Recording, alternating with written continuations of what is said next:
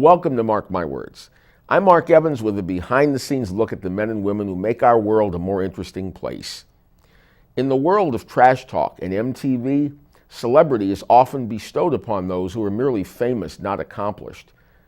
And on television and radio, words can become shrill, coarse, and strident.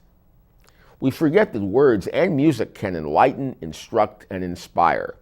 The subject of our program on Mark My Words is a musician who accomplished all those things. Calescence.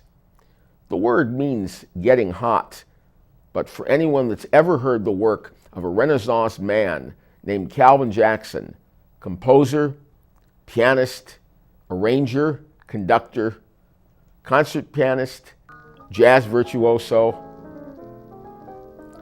Calescence was his theme that he composed, and he was unforgettable.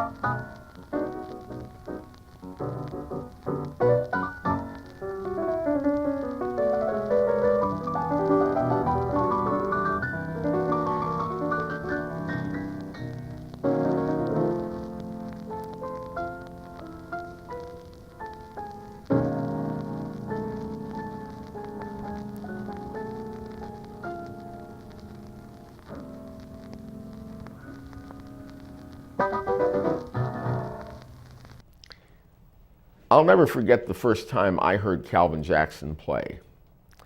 It's a very special program for me because he was one of my musical heroes. My father took me to hear him play at the Rendezvous Room at the Beverly Hilton Hotel. It was a nightclub performance unlike anything I'd ever heard before. He would be playing virtuoso performances of jazz, and all of a sudden, he would interpolate excerpts from classical music. In fact, I remember him introducing one piece by announcing to the audience, "For the uninitiated, that was a prelude by Debussy." A Calvin Jackson performance on the piano had many elements. He was elegant, with great technique, and he was emotional and could be quite rhapsodic when he wanted to. He also had a great sense of humor, and you never knew quite what would turn up from his musical imagination. For example, he would be playing the great jazz standard, "How High the Moon," but then in the last few bars, all of a sudden there'd be a quote from Richard Strauss's Till Eulenspiegel, a very classical piece of music. He was a man of many talents. He said once that people don't like diversification of talent because it makes it easier to classify you. And like many Renaissance men, it was a great tribute to his creative ability, but it was a problem professionally. And that's one reason why, sadly, the name of Calvin Jackson is not a household word. He was born in Philadelphia, and at the age of only 2.5 or 3, he went with his family to an African Methodist Episcopal church, heard some music, came home that night, went to the piano, and began playing a tune that he'd heard earlier in the day. Musical studies followed with the jazz greats and classical greats of the time. He studied piano in Philadelphia with Joseph Lockett, and he went to high school with classmates Dizzy Gillespie and Charlie Shavers. Must have been quite a jazz band they had in those days at that high school. Eventually, he went to the Juilliard School of Music, where his classmates were concert pianists like Eugene Liszt and William Capell, and he was a pupil of James Friskin. But he and his classmate Leonid Hambro were the bad boys of Juilliard for a time. They'd want to go and improvise on classical pieces and take classical pieces and interpolate them into jazz performances. He also studied with an urbane Dutch composer, Bernard Wagenaar.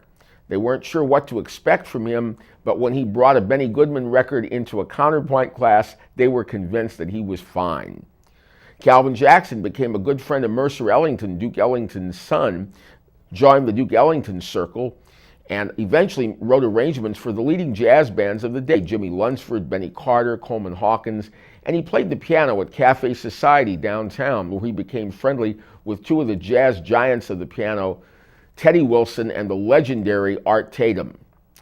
When Paul Draper, a classical tap dancer, was going on tour to South America, Teddy Wilson was unable to go as his accompanist, and he recommended Calvin Jackson. So Calvin found himself in 1941 in Rio, spending some time socializing with a young naval lieutenant who had come down to Brazil to visit the Drapers, who were friends of the family. The young lieutenant's name was John Fitzgerald Kennedy. Calvin Jackson and John F. Kennedy celebrated their birthdays together and talked about the ways in which the world might improve from a sociological standpoint.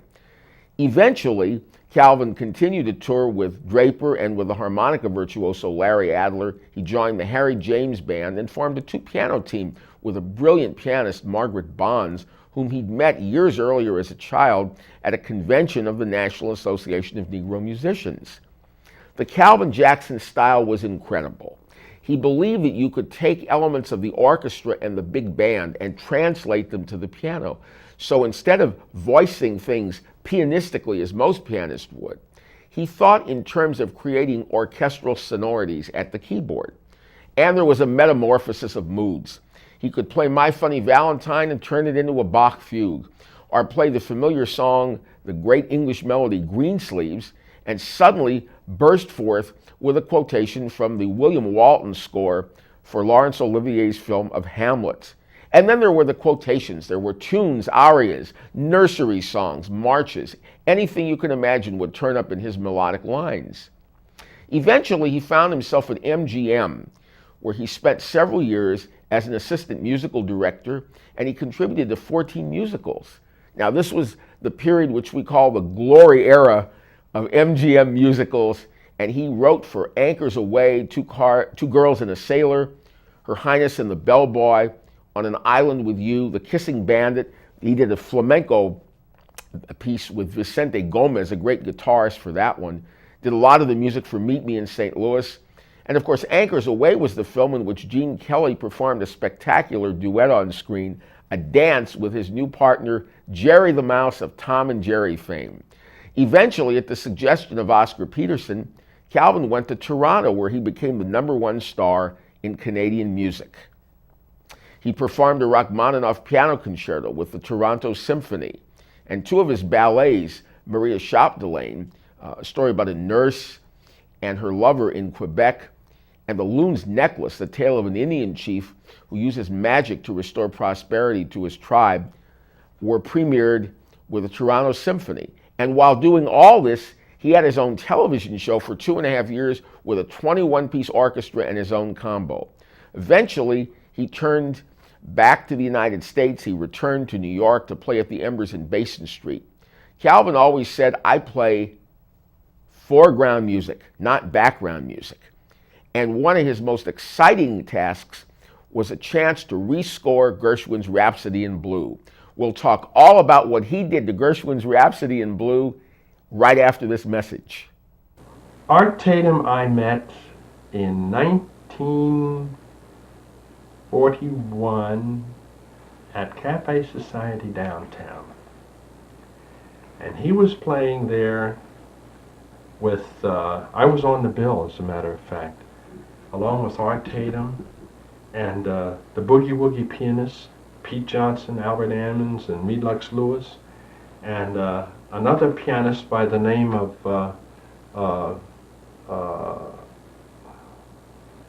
his last name was Jackson too, Cliff Jackson. Well, we had a ball. That was one of the most stirring kinds of things. It was just a great meeting of all kinds of different kinds of music. But you know, it's very interesting, the kind of thing that you find yourself in the midst of your career, trying to decide in which way you are going to go. So when I found out how multifaceted my directions were, I decided to go that way. And I have since, recorded, done arrangements for people like Ray Charles and Ella Fitzgerald and a lot of people in the so-called entertainment field. But I never have lost sight of the fact of what my beginnings were as far as classical music has been concerned, and as far as what I myself have wanted to do as a performer and all the rest of it. I will not write arrangements for anyone anymore. I will not write background scores for motion pictures. I will not do all of the so-called commercial endeavor kind of thing. What I want to do is I want to do special things, and I want to have complete artistic control of anything that I do in the future. I will insist on that. Either that, or I'd rather just write music and not worry about it.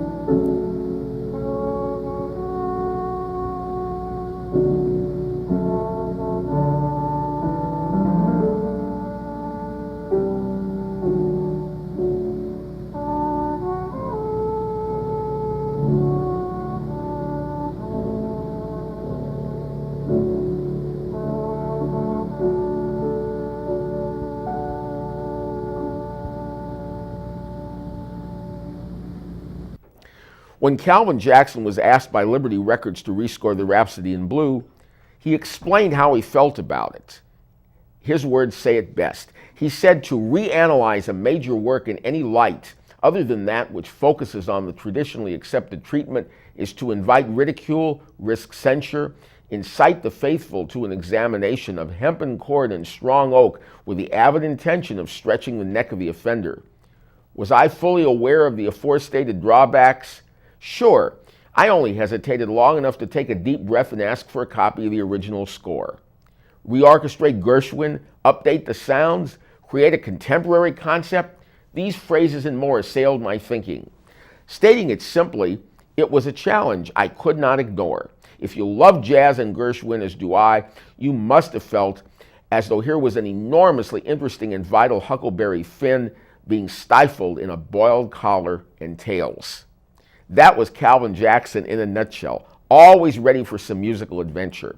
He eventually returned to Los Angeles, where he scored the TV show The Asphalt Jungle, appeared with the Hollywood Symphony, played Gershwin's Concerto in F, appeared at a memorial program for the conductor of that symphony who passed away. Calvin simply picked up the baton and conducted Beethoven, Wagner, Rachmaninoff, and a highly praised performance of Brahms' Fourth Symphony.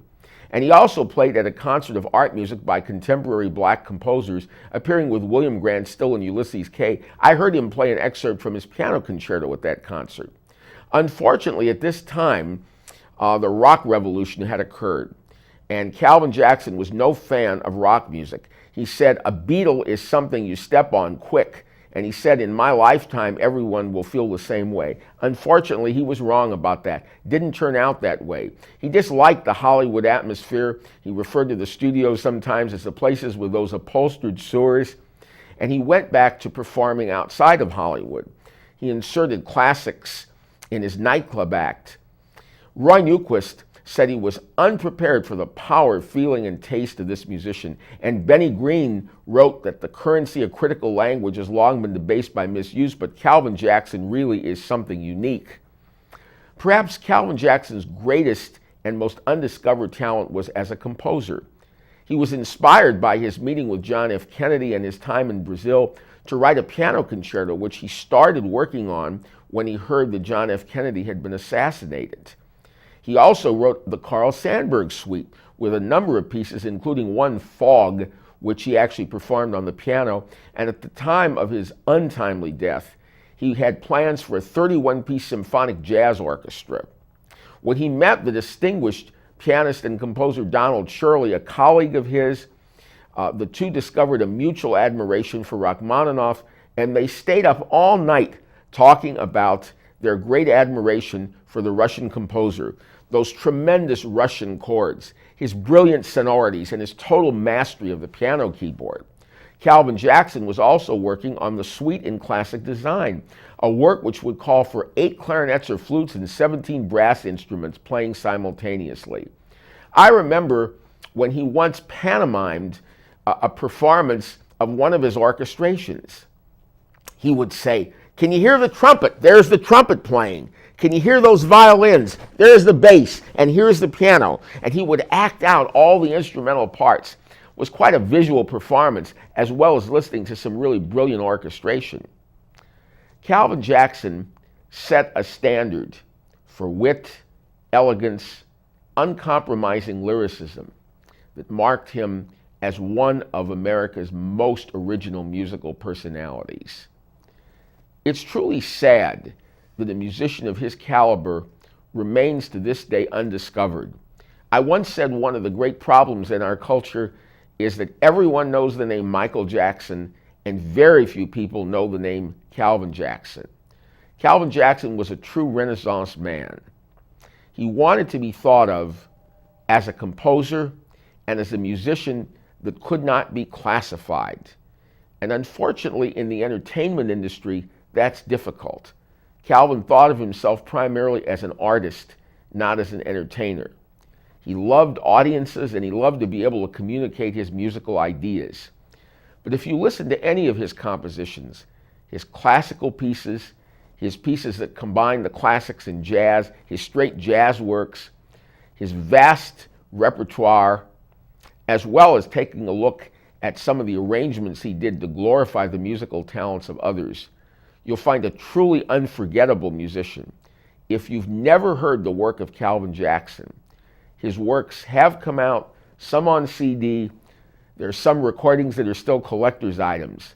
But remember that name. Remember, on our program, we always want to remember Calvin Jackson. And we also have the best respect for the best of the past, which shouldn't be forgotten, the best of the present, which shouldn't be ignored, and the best of the future that should never remain undiscovered. This is Mark Evans inviting you to join us again, and mark my words.